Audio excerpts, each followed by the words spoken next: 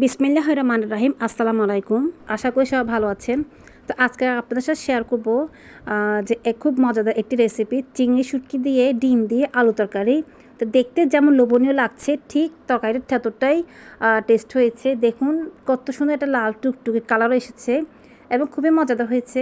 আরও শেয়ার করব যেদিন আমরা বোনের বাসায় গিয়েছিলাম, সেদিন কীভাবে গিয়েছিলাম আমরা সেটা, এবং ব্যাক করার পর কী করেছিলাম সেটাই। তো খুবই অল্প উপকরণে আপনাদের সাথে তরকারিটা শেয়ার করব। এখানে আমি ছোটো দুটি ব্যাগ নিয়েছি, যেহেতু আমার 3জন মানুষ।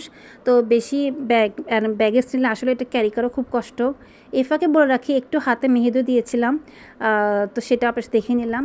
এখানে নিয়েছি ছেলেদের জন্য দুটি শার্ট, ওরা এই দুটি শার্টে পরে যাবে, এগুলো একটু কমফোর্টেবল আছে। তাছাড়া যেহেতু বাইরে একটু রোদও ছিল, যেহেতু রোদ ছিল আমি ভাবছিলাম একটু হোয়াইটের মধ্যে একটা ড্রেস পরবো। তো হোয়াইটের মধ্যে ড্রেসটা মেরুন কালার দিয়ে কাজ করা, ড্রেসটা জর্জেটের মধ্যে এমনি খুব সুন্দর। যেহেতু আস্তর দেওয়া, তো এত বেশি গরমও না। তাছাড়া কোথাও ঘুরতে গেলে একটু ভারী জামা কাপড় পরলেই আমার একটু ভালো লাগে সবার কাছে।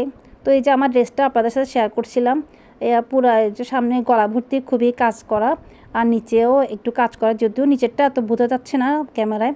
তারপর মাশাআল্লাহ ড্রেসটা সুন্দরই আছে, তো ভাবছি সেটাই পরে যাব। তো ড্রেসে রেডি করেছিলাম, তো শেষমেশ এটাই ডিসাইড হলো। আমি বলছি, ছেলেরাও বলছে যেহেতু হোয়াইট আছে বাইরে রোদ, এটাই পরে যাই, তাহলে মানে ওয়েদারের সাথে খুব বেশি ভালো লাগবে।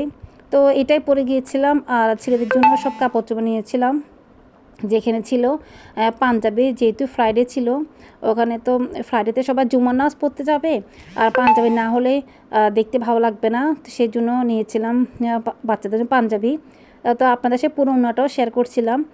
উন্নাটা চারপাশে খুব সুন্দর জাদুসি কাজ করা লেস ছিল, আর পুরো অল ওভার বডিতে ছিল হাজারি বুটির মতো স্টোন বসানো, খুবই সুন্দর ছিল। আর একই কালারের ছিল আমার হিজাবটি, কারণ আমি সবসময় কামিজের সাথে হিজাব পরতে বেশি পছন্দ করি, আর আমার খুব বেশি ভালো লাগে সবসময় হিজাব পরতে।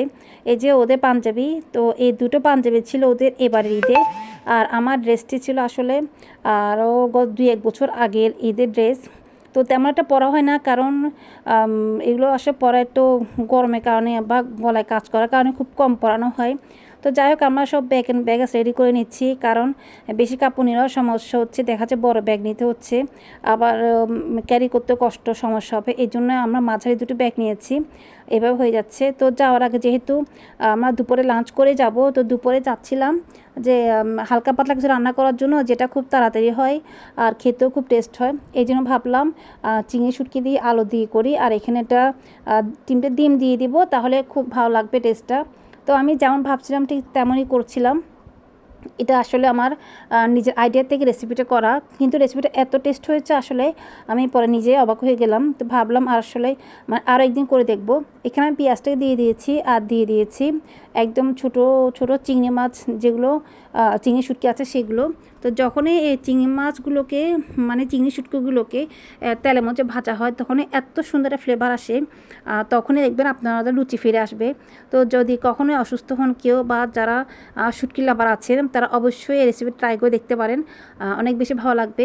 আর এতক্ষণ তো আমার অনেক কথা শুনছেন, আমার সাথে আছেন এখনও, অবশ্যই পুরোটা দেখার চেষ্টা করবেন, আর পাশাপাশি একটু কষ্ট করে সাবস্ক্রাইব করবেন, লাইক করবেন, তাহলে অনেক বেশি ভালো লাগবে। তা আমি এই যে শুটকিগুলোকে ভেজে নিচ্ছি। ভেজে নিলে যেটা বলছিলাম, ঝোলটাও খুব টেস্ট হয়। পাশাপাশি তো আমি এই রান্নায় আর কোনো মশলা ইউজ করব না, শুধুমাত্র এখানে 1 টিস্পুন রসুনটা ইউজ করব, কারণ শুটকি আর রসুন, কাঁচামরিচ, পেঁয়াজ এই কয়েকটা কম্বিনেশনটা খুবই টেস্ট নিয়ে আসে। তো এখন আমি ভেজে নেওয়ার পরে যখন খুব সুন্দর ফ্লেভার আসছে, তখন একটু পানি দিয়ে দিচ্ছি, কারণ যাতে চিংড়ি শুটকিগুলো পুড়ে না যায়, কারণ যেহেতু ছোটো ছিল শুটকিগুলো, তেলটা খুব গরম হয়ে যায়, অনেক সময় পুড়ে যাওয়ার সম্ভাবনা থাকে, এই জন্য পানি দিয়ে দিচ্ছি। আর শুটকিতে সবাই আমরা একটু ঝালটা পছন্দ করি, তো আমি যেহেতু বেশি ঝাল দেবো না, তা অল্পই ঝাল দিয়েছি।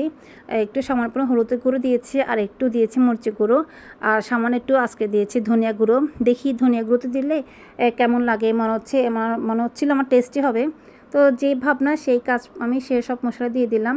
আর এখানে আসলে বাচ্চারা রেডি হচ্ছে কাপড় চোপড় গুছানোর জন্য, আমিও কাজ রান্না করতে করতে ঘরটা গুছিয়ে নিচ্ছি, কারণ কোথাও যাওয়ার সময় আমরা আসলে যেভাবে যাই, মানে যে কাজটা করে যাই, আসার পর দেখা যাচ্ছে তার দ্বিগুণ কাজ করতে হয়, কারণ ঘরটা অনেক অপরিষ্কার বা ময়লা হয়ে যায়।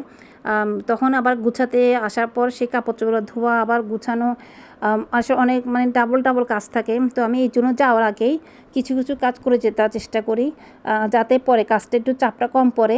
আর যেহেতু আমাদের সানডে তো পয়লা বৈশাখ বন্ধ থাকবে, আর এই জন্য আগে কাজগুলো করে গেলে আসার পরে স্কুলে যেতেও বাচ্চাদের আর সমস্যা হবে না, আর আমারও একটু কষ্টটাও কমই হবে।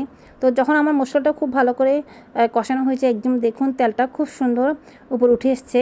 তো তারপরে আমি এখন আলুগুলো দিয়ে দিব। আর সবাই আমরা বলে থাকি এবং আমিও বিশেষভাবে বলি, কারণ এটা একটা রান্নার টিপস, মশলাটা যত বেশি কষানো হয় তখন যে তরকারি বা যে রেসিপি করা হোক না কেন সেটা অনেক বেশি টেস্ট হয়। এটা আমি আসলে রান্না করতে করতে আমার এক্সপিরিয়েন্স থেকে বলছি, জাস্ট এতটুকুই, আর মানে কিছু না। তো সেটা আপনারা অবশ্যই নিজেরাও বাসায় ট্রাই করে দেখতে পারেন। অবশ্যই আমার কথাটার সাথে একমত হবেন যে যত বেশি মশলা ভালো কষানো হয় ঠিক রান্নাটা ঠিক ততটুকুই টেস্ট হয়। তো আশা করি সবার কাছে আমার এই টিপসটাও ভালো লাগবে। আলুগুলো যখন আমি তেলে একটু ভেজে নিব, তখন মানে যখন দেখবেন আলুগুলো কালারটা একদম চেঞ্জ হয়ে এসছে, তখন আমি এখানে 2 কাপ পানি দিয়েছি, যেহেতু আমি একটু আজকে ঝোল রাখবো। আর এখানে আমি ডিম দিয়ে দিচ্ছি। আমি ডিমের মধ্যে সামান্য পরিমাণ মানে 1 টিস্পুন পানি দিয়ে ডিমটাকে বাটিতে ভেঙে নিয়েছি, তারপরে আলুর উপর বিছিয়ে দিচ্ছি। এভাবে দিলে কি হয়, ডিমটা চারপাশটা খুব সুন্দর সাদা হয়ে যায় এবং বয়েল ডিমের মতো হয়। আর দেখতে নিশ্চয় বোঝা যাচ্ছে তরকারিটার কালারটা কতটা সুন্দর আসছে, ঠিক ততটা টেস্টও হয়। আর এখন আমি দিয়ে দিচ্ছি অনেকগুলো কাঁচামরিচ আর ধনেপাতা, কারণ আমি চলে গেলে ধনেপাতা কাঁচামরিচগুলো বাসায় থাকলে নষ্ট হয়ে যাবে। তারপর আমি কিছু কাঁচামরিচ ডিপ ফ্রিজে রেখে যাচ্ছি, পরে ব্লেন্ডার করে নিব। তো আমি তো কাজ করতে করতে রান্না করে যাচ্ছি, এখানে বাচ্চারা তাড়া দিচ্ছে, এখানে ফোনও আসছে, সবাই তাড়াহুড়ো করে যাচ্ছে।